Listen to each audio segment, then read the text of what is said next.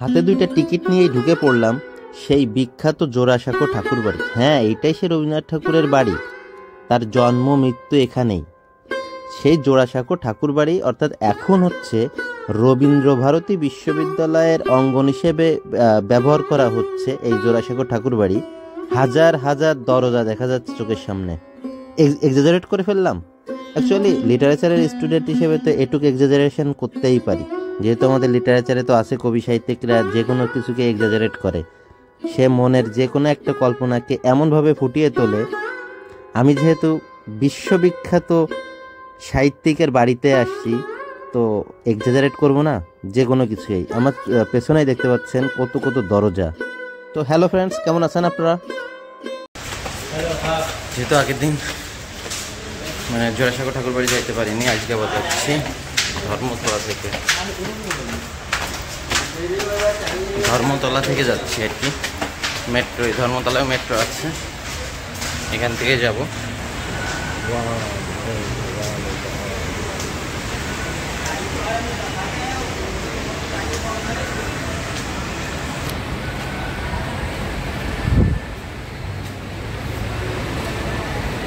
বিশাল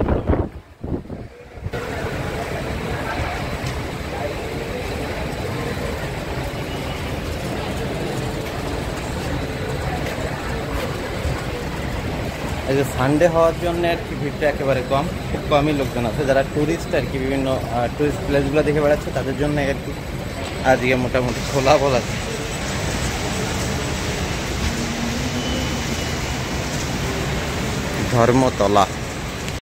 ধর্মতলা যদি আপনারা আসেন, মানে নিউ মার্কেট এরিয়াতে যদি থাকেন, তাহলে এখান থেকে খুব কাছেই গুরুদেবের বাড়ি। গুরুদেব কাকে বললাম বুঝলেন তো? বাংলা সাহিত্যে তাকে গুরুদেব বলে ডাকা হয়। হ্যাঁ, রবীন্দ্রনাথ ঠাকুরের কথা।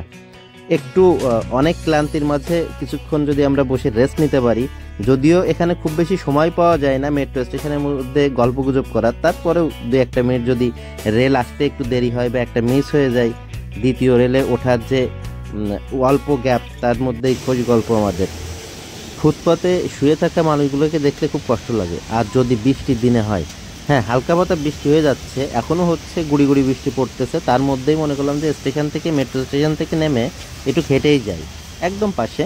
তো দেখেন অসহায় মানুষগুলা কিভাবে শুয়ে আছে। আমাদের ঢাকাতে তো হিউজ হিউজ দেখা যায়, তবে কলকাতাতে খুব কম। তবে যেটা চোখে পড়লো সেটা আপনাদের দেখালাম আর কি। বৃষ্টি ঝিরঝির হচ্ছে, রাস্তাঘাট ভেজা ভেজা, তার মধ্যে আমরা আসতেছি, মানে এখন তো যাবো জোড়াসাঁকো ঠাকুর বাড়িতে। আর খুব কাছে এখান থেকে এই যে চোখের সামনে পড়লো রবীন্দ্র মঞ্চ। আমরা যেহেতু অলরেডি ঢুকেই পড়েছি, এখান থেকে টিকিট কাটতে হবে, টিকিট কেটে ভিতরে ঢুকতে হবে। তারই প্রিফেস আর কি এটা। যেহেতু ঢুকছি, ভিডিওটা করে নিই। চলে এলাম বিশ্ববিখ্যাত কবি, হ্যাঁ বাংলা সাহিত্যের তো বটেই, সারা পৃথিবী ব্যাপী ইনি চরম বিখ্যাত একজন সাহিত্যিক, কবিগুরু রবীন্দ্রনাথ ঠাকুর। দুইটা টিকিট কিনলাম, 30 রুপি করে আর কি নিল। বিদেশিদের জন্য অবশ্য ভাড়াটা বেশি কিনা আমার জানা নেই, তবে এখানে 30 রুপি করেই দূর। আমরা কি বিদেশি কি জানি, আমাদেরই তো সাহিত্য, আমরা তো ছোটবেলা থেকেই পড়ে আসি রবীন্দ্রনাথ ঠাকুর, কাজী নজরুল ইসলাম। তো আজকে আসলাম সেই বিশ্বভারতী বিশ্ববিদ্যালয়ের প্রাঙ্গণে।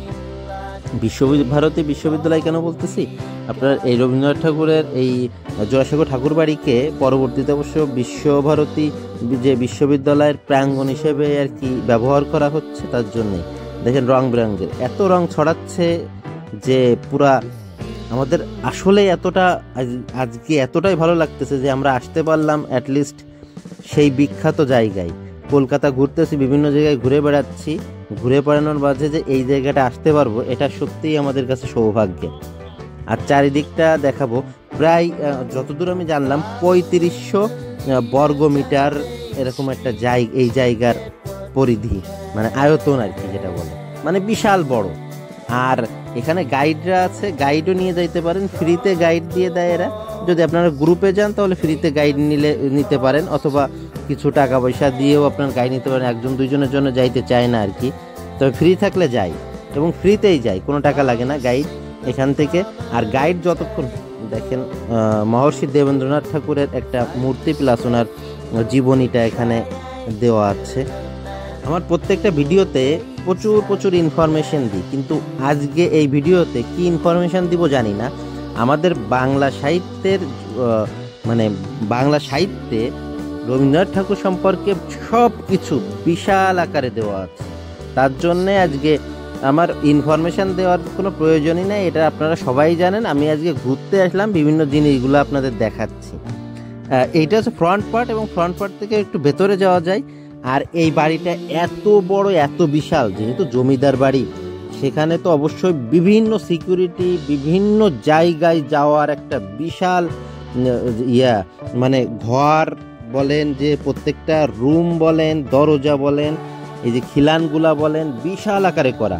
এই জায়গাটায় খুব ফাঁকা, এবং এখানে বসে মানুষজন, এখানে যে কোনো ধরনের একটা ছোটোখাটো অনুষ্ঠান এখানে হয়ে থাকে আর কি। রবীন্দ্রনাথ ঠাকুরকে নিয়ে যেসব গবেষণা বা এই ধরনের নাট্যমঞ্চ আকারে যদি কিছু করা হয়, দেখেন চারপাশে একেবারে খুব সুন্দর খোলা দরজা, দোতলা আর কি করা। তবে এটা যে জমিদার বাড়ি ছিল তার পূর্ণ একটা চিহ্ন এখানে আছে।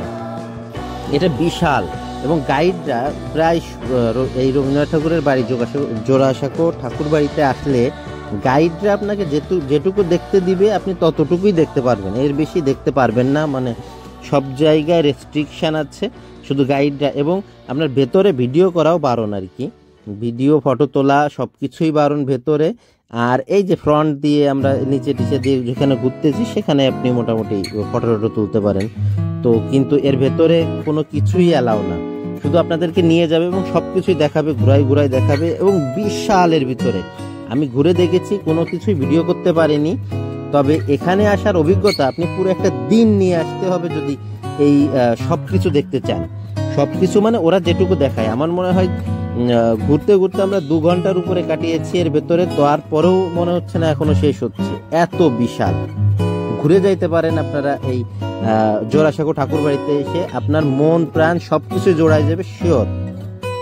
এবং ভেতরে কত কিছু দেখেছি, পুরো মাথায় গুলাই গেছিল, এবং কোনো কিছুর বর্ণনায় দিতে পারতেছি না এত। তবে এতগুলা গ্যালারি আছে, আমার মনে হয় 50-60টা গ্যালারি তো দেখেইছি, প্রত্যেকটার বর্ণনা দিয়ে দিয়ে আমাদেরকে মানে যিনি গাইড ছিলেন তিনি বুঝিয়েছেন। দেখেন এখানে এসে সবাই ফটো তুলতেছে যে যার মতো করে। ভিডিওটা খুব ছোট করলাম, যেহেতু ভেতরে আমি দেখাইতে পারিনি এবং অ্যালাউ করা ছিল না। তবে নেক্সট পার্টের জন্য অবশ্যই অপেক্ষা করেন, নেক্সট পার্ট খুবই অ্যামেজিং হইতে যাচ্ছে, খুবই অ্যামেজিং। আমার চ্যানেলে ঢুকে দেখে নিতে পারেন।